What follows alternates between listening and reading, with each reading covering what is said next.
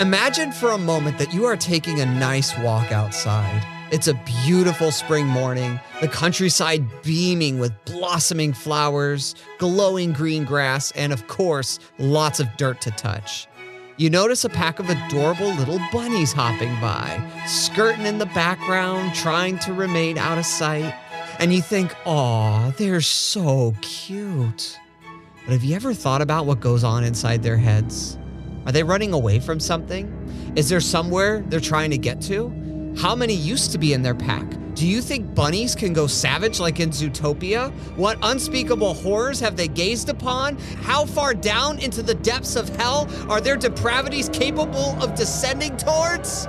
On today's episode of the Live a Meaningful Story podcast, you won't have to wonder anymore because we're unpacking the deep-cut Criterion classic, WATERSHIP DOWN.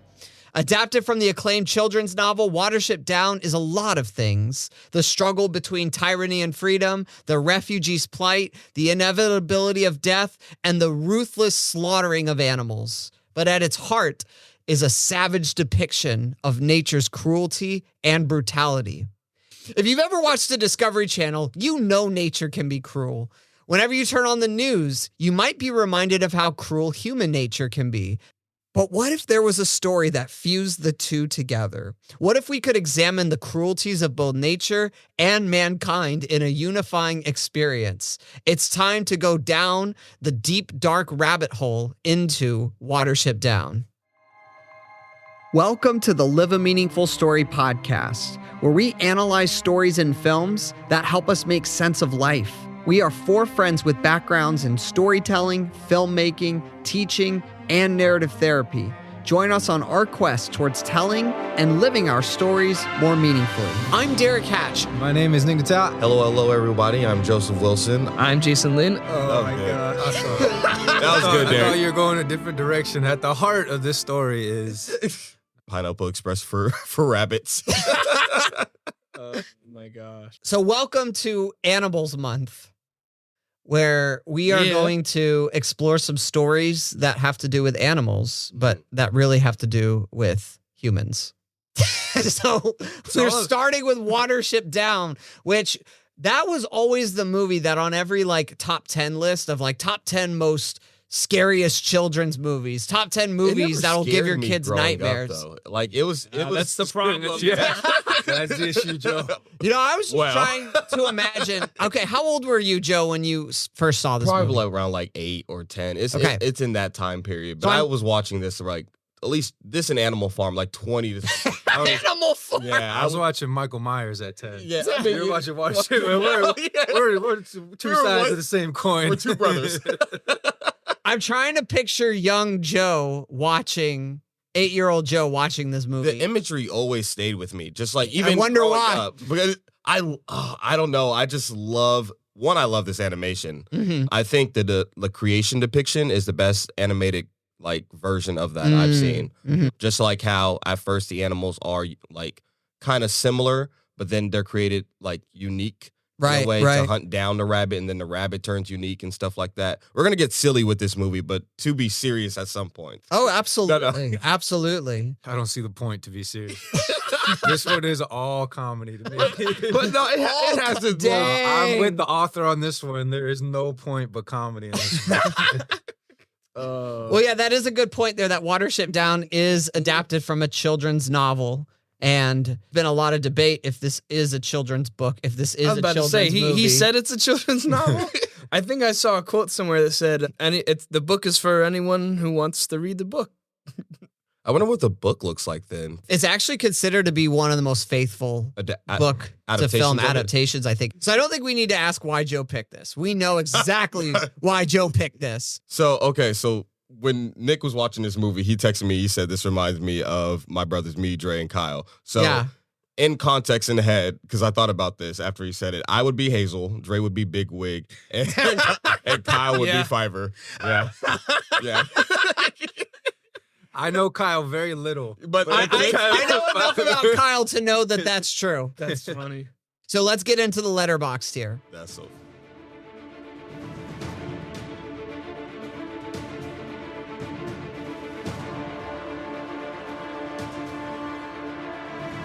All the world will be your enemy, prince with 1,000 enemies. And when they catch you, they will kill you. But first, they must catch you. When the warren belonging to a community of rabbits is threatened, a brave group led by Fiver, Bigwig, Blackberry, and Hazel It's amazing. leave their homeland in search of a safe new haven. So we obviously know that there's going to be spoilers for this, just like all our episodes, right? Yeah. So if you haven't seen Watership Down, be warned, because we're going to spoil it. But you should go watch it, to be honest. It's on HBO Max at the time we're recording this, so it's definitely accessible. It's way better than you think it's gonna be. Yeah. Yeah. I kind of regret that it's taken me this long to see it in my life. It's okay.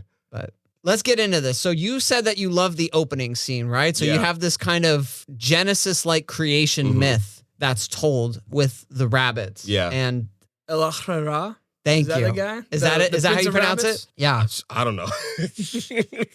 Most likely, Jason's key with the word with the name. I think so. it was Yeah. El Ahrara or something like That's that. so dope. I'm right. So it's interesting because the rabbits, there's almost like this disobedience, right? Where they're eating all this food. Well, Too- not like like- disobedience. Like, how would you describe they're that? multiplying too much and Yeah. consuming a lot. But they- Consumption. There yeah, you go. but they're not. The prince of them isn't caring that like his people are growing and Sure. in consuming the land. So that he's becoming like not a parasite, but an infestation. So Yeah, he's like, yeah, my people are the strongest. I don't care. yeah, Yeah. So And so it's interesting that It's That- arrogance. that Mhm. it's interesting that the god figure, I forget, what do they call him again? Frith. Frith, thank you. So Lord Frith makes like these other creatures that can devour, or gives the other creatures Yeah. abilities, right? to devour the that rabbits. can devour the rabbits. Yeah. But then also gives Like- the rabbits Yeah. abilities to, to to adapt, to Mhm, defend. because when he gave him the powers. He was hiding like in the ground. He's like, oh, I'm trying to bless. Even after like his arrogance, he's like, oh, I'm trying to bless. What's the prince's name? El Ahrara. Thank You're you. just trying to make me say it again. No. You're our person. Yeah. What's the guy's name in Fury again? But he was so scared to come Yeah. out. He was like, well, if you're gonna bless bless my bottom. And he's like, all right, well, that's where your hind legs come from. That's how quick you'll be able to be. Right. His tail. Yeah. Yeah. They left something out because those things reproduce really quick. Yeah. He blessed his bottom all right. That's what Well, his he was whole, already blessed to. well, that's what Yeah, this I whole guess so. movie is Yeah. about, ultimately, is trying to get the dose. Trying to get the doughs, man. This is Where the those at? even this. This is a midnight movie. This is an after hours. If All Things Narrative had an after hours section, I would nominate Watership Down. Heartbeat. I'm telling you, the core. This You movie can is have your fun. pick of whichever Yeah. dough you like. That was the central point of the whole movie. They- As soon as they got to the promised land, there was a problem. That's They- the problem. With they the didn't movie. have They needed any. doughs. No, they literally risked their lives to go get like a couple of doughs, like a couple times. That's the Yeah. mission. Yep. Yeah, That's the mission. This is a buddy comedy. I'm sorry. the mission is survival at the core of it. It's well, Nah, it's to. I feel like it's to thrive more than anything. It's still to thrive in the community. Yeah. Yeah. Yeah. So what I wanted to say was for the rabbit, like he moves his hands like a human would, and he kind of sits up straight, and the other rabbits don't do that. And for complacency and his thing about accepting fate, that's completely opposite to everything that helps the rabbits survive. So the story yeah. that they've created for themselves that explains their giftings, Mhm. why everything hates them, the whole creation story. That's their sense. That's their way of making sense of the world, right? Right, From right, Prey's yeah. perspective, why do these animals hate us? Well, there must have been some prince that pissed off the creator, and then Right. these animals are created for that. And the gifts that they're talking about: digger, listener, swift runner, Mhm, mhm. prince of a quick warning. Be always full of tricks and cunning, and your people will never be destroyed. Yeah. Like that's the whole driving force of the movie. And at the end, because of those things that they use, they make it to the promised land, and they not only survive, but they thrive at the end. And But they get the Cal- dose. They get the And they doughs. get the doughs. They get the doughs. Hey, but Cowslip and his warren, because of the danger, instead of adapting or getting around it like this crew does, they just succumb to complacency, and their thing is, we don't really care for El Ahrara and his tricks. You know, we need dignity and to accept our fate. And like these rabbits they don't care. They're dead. They just are bringing everyone else down with them. And That's good, Jason. And to go off that, Jason, if you guys are familiar with the Odyssey, right? Which is like one of the oldest like hero's journey. Yeah. It's a really quintessential story. And it's interesting because there's definitely a lot of similarities to the Odyssey in terms of like the archetype. So like the Warren, like all those characters are actually, you could correlate them with different characters in the Odyssey. Like they're very similar roles. Yeah. Like you've got your muscle with Bigwig, right? You've got the one who's in tune with like the spiritual, right? So so it's interesting because what the Odyssey is doing and why I think it's so brilliant is it blends myth and reality together, right? So you have like Odysseus and his crew. It's supposed to take place in the real world, but then they have to go like down the river Styx and they have to go to Haiti, right? Yeah. So there's like, it shows how the myth and how heaven and earth, how myth and reality like blend, how they connect and how they touch. And I think that's kind of what Watership Down is trying to do as well, right? Is you start off with this myth, but then you start to see different ways of how different groups are interacting with that myth, right? There's a couple scenes with what's it called? The black rabbit? Isn't that the avatar of the prince? I don't think I can't remember if they named, no, because the prince saw him. The black rabbit is basically death. Yeah. Okay. Yeah. So like I don't think they named symbolic him, of death, right? Right. And it's interesting because that'll intervene. That's like what led Fiverr to finding Hazel when Hazel got shot, right? Yeah. I was upset. I was yelling at the screen a lot in this movie. Yeah. There's different interpretations people have. So apparently the author has said there's no allegory. There's nothing it's supposed to be, Author right? and Nick. Yeah. But it is interesting though. So there are some interesting things about the author that if you research him. So for example, he was a soldier in World War II. Oh, wow. And the horrors and imagery. Drawing upon those experiences of being with a group of people, right? As you're kind of moving through a new place, right? Trying to survive, trying to make it to safety. One of the ways that the story gets interpreted is about like refugees, right? So you have Fiverr that has this almost like a prophetic vision, right? Yeah. That something is coming. He's what's his name from Dune? Yeah, he's Paul. He's Paul Atreides. He's got some vision powers now. Yeah.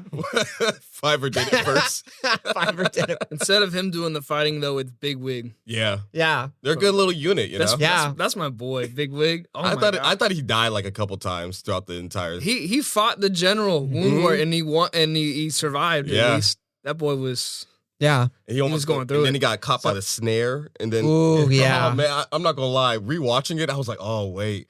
I forget if he survives or not. Yeah. Dang. I was like, Dre's about to die. Yeah. He tanked a snare to the neck. Your boy's good. Yeah. So he has this vision that humans are going to come and they're going to do something, right? You know? And then he is able to convince his brother Hazel and some others that they need to leave. But of course, most of them don't believe him, including the chief, right? Yeah.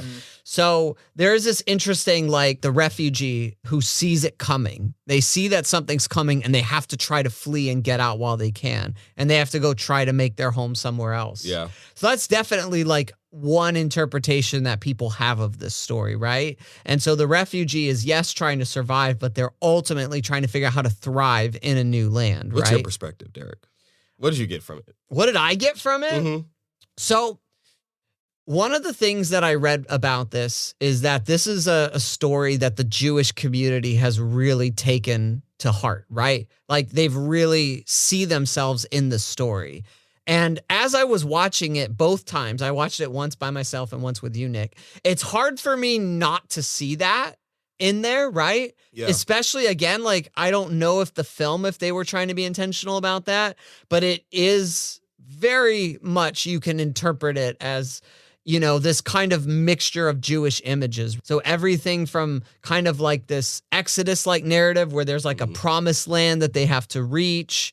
And then there's some sort of oppressors, right, that are trying to hold them back. And then you have, you know, later in the film, you've got Hazel and the other rabbits and Bigwig, right? They're going to try to liberate these other rabbits that are under this oppression. They get to this promised land. And there's also like some interesting Holocaust-like imagery. Like there's the barbed wire that's just kind of laced everywhere. Yeah. You know, you've got Ephraphas. The Ephraphans? The Ephraphans, You right? looked right at me. So always look at Jason, right? Where else are we looking?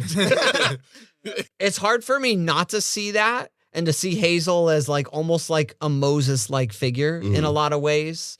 So, but I don't know. I mean, what are your guys' thoughts on that? Derrick and I watched it together. I was like, the imagery is overwhelming towards this Holocaust interpretation. I'm just choosing to look at it because it's the most fun. It's also overwhelmingly funny. Yeah. Yes. And from my experience, I'm just gonna go that route. Yeah. It's the most fun experience in the movie. Dude, Yeah. It's genuinely funny to me. Yeah. The land being developed, though, that was insane. Yeah, when he's telling the Yes. story about it.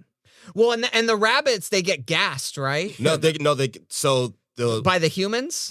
dirt covers their holes, so they're trapped in there and they're not able to, and the air runs out, and so they're clawing at each other to get out of the cage, but they're not able They said to. that the air turned funny, and even in that's- movie, the air looks like yellow and their eyes are turning red. And Because I remember seeing the dirt cover the holes, so maybe I guess it's a mixture of both. Cover the Yeah, holes and gas. I took it as kind of like the gas chamber. Like that was like a moment when I was like, this interpretation might work here. Okay. I think that's something they do whenever people clear out land. They do, yes. Fill in all the yes. burrows and they just kill everything in it. And, Right. They'll gas them out. Yeah. Oh, the poor rabbits. I know. So as a rabbit, it's like apocalypse level event. Yeah. It's like Yeah. the trees are flying in the air and the earth's being dug up and everything's like just being destroyed. Yeah. I have no idea what's happened. Because they don't show it, but they show like an image of it in the sense of like It's that. like painted. Yeah. Oh man. Horrifying. Mhm. Yeah. It's good stuff. Well, Yeah. well, there's a struggle between like these different kind of tyrannies, right? Mm-hmm. So there's like obviously there's the tyranny of humans, because one of my favorite conversations, actually maybe my favorite set of dialogue in the movie. So in the beginning of the film, it says all the world will hate you, right? Which again, could be a Jewish interpretation there, right? But then in the middle of the movie, when they meet the captain from their old Warren, right? Holly. Yeah, thank you. and they have that conversation and they say, men have always hated us. Yeah. No, we are just in their way. Mm. That's interesting, right? Because that's always like, if you understand like the struggle of like the Jewish people, that's kind of how it is. Like the Jewish people have always just kind of been this thorn in other nations' side, and they've been tossed back and forth between different civilizations that have ruled over them. And it says, they'll never rest until they've spoiled the earth. Mm. So you've got like humans that have this desire to just conquer, right? Yeah. So there's like this tyranny they want to have over the land, over nature. But then that trickles down kind of like Animal Farm, right? Yeah. Where it trickles down into the relationship between the animals themselves, right? To where it's like Animal Farm. All animals are equal. All rabbits are equal. Besides the bigger rabbits. But some rabbits are more equal than others. Yes, Yep. exactly, right? This an Animal Farm is a great companion. Yeah, I piece. guess that's why I a lot watched of it. similarities. Back and forth. Growing up. Well, because there's also Cowslip, right? They go to another warren. Yeah. And it's interesting because there's enough food there. And it seems like everybody's kind of equal, but they don't want anything to do with like the religious, with the myth, right? Mm-hmm. So there's kind of like this sense that everything could be okay. But of course, our good old Fiverr is sensing like something's not. I smell death down here. Yes, something's not it right. reeks of death. It's like mist and being deceived. And Well, and we find Homeboy was right though. Yeah, he was. Yeah. Well, we find that they kind of let these rabbits come and be a part of them because they fall for the traps, right? And as long as they fall for the traps, they can roam around and have their food, right? Yeah. So there's something really sinister about, there's a different kind of tyranny, right? Yeah. Than what is going on in Ephraphah. What's interesting about him is that he doesn't act like any of the other rabbits. Yeah. So all the rabbits like they operate off the religion, the mythos that they tell. Mhm. So rabbit has all these gifts. They've got tricks. They can dig. They've got a good warning. They don't have tricks. They do. Different interpretation. Oh, no, I was thinking about that on the way. Like, do you think the tricks are for kids? Rabbit was influenced by Watership Down?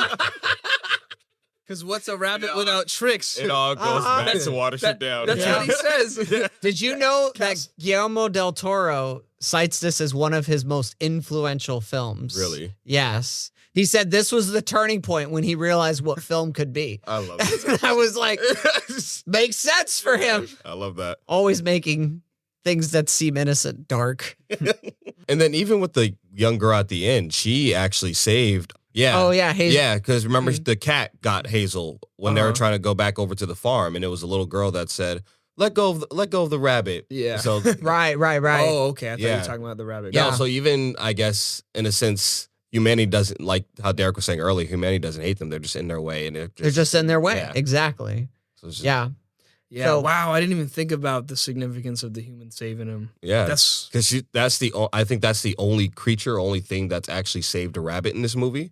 Mm-hmm. Yeah. No. Is the put only respect human. on my boy, the Kriya. okay, but he was Kihar. he had a broken wing, and he was just trying to get out of there so he can go back to go. No, get- but he fought a wound war at the end. That's he fought true. the general. Okay. He gave him a means to escape. a slapping in the Yeah. face. Yeah, he did. he went That- after that dude. Yeah. I was telling Smart Nick. boy. I was telling. But it can help you now. I was telling Nick as we were watching it, like that bird is the deus ex machina, like done well. So that in storytelling, that's basically where you have something like a saved by God, right? Like Mhm. something from the outside comes in and saves them at the last moment. So that, right? And Yeah. a lot of people hate that because the main character then doesn't actually act, right? They become passive, they become recipient to that. Yeah. But what I love about it is the bird, in that scene in the middle of the film helps them out, helps trying to, save them from the first confrontation with the Ephraphrath, right? With that group. But then the bird leaves, right? Yeah. And then I'm like, yes, that means the final showdown is going to be the rabbits. Like the rabbits are going to have to figure out how to do it themselves, Yeah. right? They can't rely on that outside help anymore. The white bud. But they are still, Sick. Yeah. but they are relying on something else, which is the dog. Mhm. But it's different because that time the rabbit uses their cunningness, right? They use the strategy in order to figure out how to use the dog in order to. And that dog tears Oh that my army up. Yes. And one more goes for him at the end. He's Yeah. like, "Ah."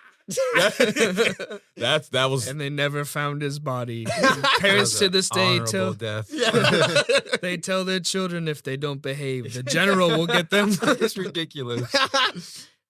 But that's the making of myth, right? That's again, that supports this myth and reality kind of blending and blurring together, right? Those lines there. that's their boogeyman now. That's funny. If my mom told me that rabbit would get me, I'd be eating my vegetables. If I was a kid, I would listen. That dude was terrifying. I'll tell your throat tight. He's got like Davy got Jones. one, dude. Yeah. Blackathar got his throat torn out, bro. Yeah. Oh, yeah. The first rabbit, right? That ran away from the Yeah. Yeah. He tried to Yeah. get his revenge, but that dude just went. It's like- Oh my gosh, dude! That dude had blood everywhere. they were going at it for a Speak- bit. Yeah. my gosh. Speaking of blood, we have to talk about how brutal this movie is because this movie really handles death very interestingly, right? It's subtle at a lot of moments, but then it goes like all in because that's exactly what nature does. Like I told Nick when we were watching it, it's almost like watch the Tarantino level of restraint. Like it made me think of like Once Upon a Time in Hollywood, where that movie just keeps going and there's no like real like vibe, but there's little like seeds Yeah. that something bad's gonna happen, and then it just explodes at the end, right? And it made the editing of this movie really disorienting for me. And I mean that in a good way, because there would be like these scenes and then they would just kind of cut, like almost I felt like in the middle of the scene. And I was kind of like, wait, what happened there? What happened there? Yeah. And there's something looming that's coming, right? And you get these little teases. You've got like the field of blood vision. You've got Bigwig getting caught in the snare, Yeah. right? You've Bird. got the bird, the hawk that just comes and Yeah. straight up takes it. They're like, oh, we lost. And What's her name? that- Violet? They lost their Only Violet's yeah. gone. We better keep moving. Yeah. Yeah. There's this sense of like, well, death is just part of reality. Yeah. And right? We just and have then to keep on moving. yeah. Yeah. Even Bigwig, when he hears his name being called, he's like, when the black rabbit of death calls for you, you have to go. And he's Yeah. just walking towards him. Yeah. They're resigned to it, but they're also, they're still acting. Mhm. They're not complacent. Mm-hmm. Yeah. They've accepted it. Yeah. There's undoubtedly a lot of brutality. Like animals are not dressed up cute like in a Disney film. Even the cats. Very, Like, yeah. like even yeah. the cat and the dog, like the cat It's is savage. like evil. It's just like, yeah, I've got you. No, what is because yeah, can't get away. Yeah, we gotta find it. We gotta. Yeah, but there's just a brutality, to nature. And it's interesting because, like I said in the intro, there's a merging together of natures here. And this is going to be the theme for Animal Month, as we'll see in the other films we talk about. But you have like the animal nature, like of being rabbits, right? And just how brutal that life can be.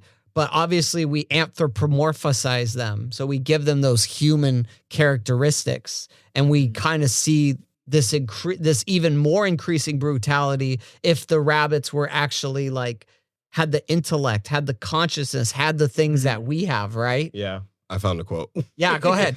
Can you run? I think not. I think not. That's the quote we were waiting on. Yeah, but it's good though. Yeah, It's super slow. Yeah. By the way, I think then that's the how all parent animals see cats. Cats are terrifying to any other animal. They kill so many. Yeah, things. Waffle is pretty like wild. I'm not gonna lie. Yeah. What I think is interesting is, and especially in the movies that we've been watching lately, a lot of people will try to say that, oh no, I like animals better than people. People are animals are not. And I just think, have you seen a lot of animal documentaries? They're terrible. Mhm. They're awful. Animals will eat you. Yeah. Well, baby sharks will eat each other in the womb. Mm. There's the cuckoo bird, which will basically lay its egg in another bird's nest and then leave, and then that bird hatches and immediately shoves all the actual eggs from those parents out of the nest Dang. before it can even open its eyes. Wow. Its first instinct is to kill all of the actual parents' babies and be the only one. Like, animals are actually very brutal, and people want to look at them for innocence and say, oh, there's got to be a better way, or look at these movies and say, see, apes are better, or rabbits, at least they don't do this. But who is writing these stories? People are writing these stories, and they're putting human ideas in these images and in these vessels. And animals, in the reality, they don't, while they might not be as wantonly brutal as people, they don't have the capacity for altruism. Well, and even the animals recognizing that within other animals. So like when they get to the climax of the film and you have the dictator bunnies are going to come and they're going to try to get inside Watership Down, right? They're going to try to take the promised land and take all the does back. Because that's what this movie's about. But it's interesting because that's where Fiverr has the vision of there's a dog in the woods, right? Dog loose in the wood. And then Hazel gets the idea. Dogs are brutal. Yeah. We domesticate dogs. Dogs are pets, right? And that scene really kind of hit me really hard because the week that I watched Watership Down, our neighbor's dog broke out of their yard, came into our yard, and killed one of our chickens. Oh, so that hit harder for you. Yeah, Dang. because the interesting thing is like that dog is a pet. That dog is a pet for somebody, right? It's in somebody's home, right? But I've always said this before, and this honestly just proves my point. At the end of the day, a dog is an animal. And given the opportunity to act upon its nature, it will, Yeah. Like that, I'm sure the neighbor did not think the dog would have been capable of that. But given the opportunity, given the circumstance, that dog, I think the thing that almost hurt even more is it didn't even do it for food, for survival, to eat it. The dog, because I had to clean up the damn corpse and then bury the chicken and then explain to my daughters that a dog killed their chicken. But unlike, whereas like humans, where we cook the chicken, there's like a sense of like, there's a use for it. The dog literally just like bit like the like dislocated like the neck and like bit the not completely off, but bit the head like mostly off. Just did a really harsh bite. Yeah. Threw it around and then as a toy and then just left it there. And we think that dogs are, these innocent little animals we can domesticate. But the dog didn't even like want to eat it. It just played with it. Just like as a toy. The toys that there's a cruelty. Yeah. And then when I saw the dog ripping up those rabbits, I'm just like, damn, man, like this hits right now. That chicken went through it, man. I wonder what story your chickens were telling you. What tails are on your farm? Yeah. What tails are on your farm now? Right? What kind of tales are there? Well, I have a chicken book, not to get on a side tangent. I have a chicken book, and there is such a thing as chicken depression. Oh, man. They're going to tell stories about there's going to be generations. Well, and here's what they do. If a chicken do chickens pray to Frith as well? What gift did they get? Who is the chicken god? Oh, gosh. But when chickens are depressed, they don't lay eggs. Now, if an egg is like, that's like the primary, like, if a chicken has a sense of purpose, that would be their sense of purpose, right? So literally when chickens have chicken depression and it comes when they lose like someone from their little pack, right? Yeah. When that happens, their purpose is forfeited. Like they literally don't lay eggs. They don't do the thing that they're created to do, right? So nature can be brutal. Yes. I think that's the moral of Watership Down. And likewise, there's that scene near the end where Hazel is trying to sacrifice his life to Lord Frith, right? Yeah. And Lord Frith says no. Yeah. Lord Frith is like, what will be, is what is, right? And so that's interesting, is that even in the rabbit like mythology or theology at this point, right? He's praying, he's crying out to Lord Frith. And he answers, but it's like no, it's like what's gonna happen. But then of course at the end, then the black rabbit, the shadow, of death, right? Comes and says, "You look tired." Said Hazel, you know me, don't you? I don't. Oh yes, my lord, I know. Yeah, so and then he comes and he says, that ending scene is kind of like really beautiful. I'm not gonna lie. Join my house. Yeah, come like it. Yeah, and he does. And then they just hop off together. That's so beautiful, just man. Just like Caesar. Yeah. Oh, just like Caesar. Oh, we'll get there. We'll get there. It's very simple. We'll teaser for the next upcoming. They didn't want war. They just wanted their doughs, man. Right. They just wanted to thrive. Caesar. Yeah. Well, there's this. Future. There is this acceptance. There is this acceptance of your mortality, right? So even within the brutality of nature and our struggle to survive, we accept our mortality at the end of the day, right?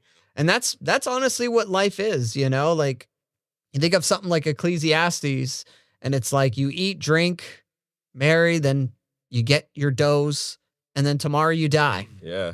So and it's tomorrow you die. Whether you die, gracefully by the black rabbit coming and escorting you to death, or horrifically by throat cut, by a throat cut, or General something, Woundwort. Yeah, something ripping you in half. What a name, General Woundwort. Yeah. All right. Any final thoughts on Watership Down? Bigwig, I trusted you.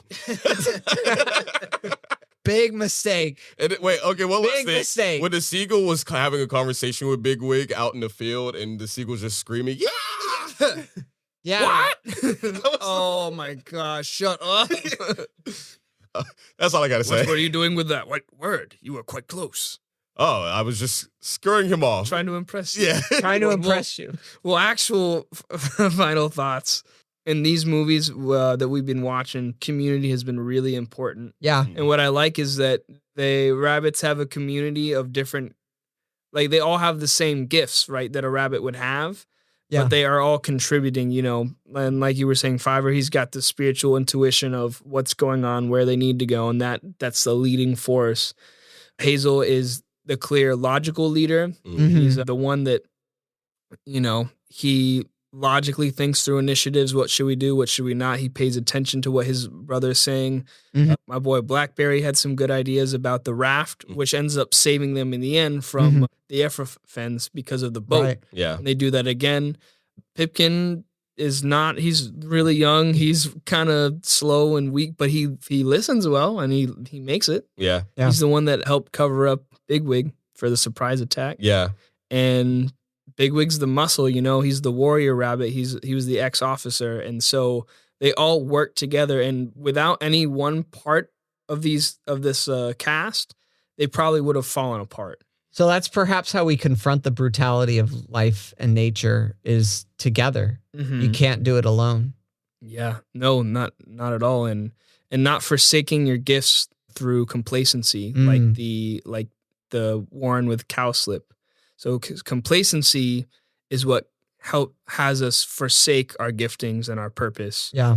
And to avoid that and to say, you know, this is bad. We can't just succumb to this and let the river of fate take us away. We have to act and do something, but together. Yeah. That was so eloquently put. Do you have anything eloquent, Nick, right? to add to that? No. In this story, I am only Bad Ape. My sole existence is comic relief in this story.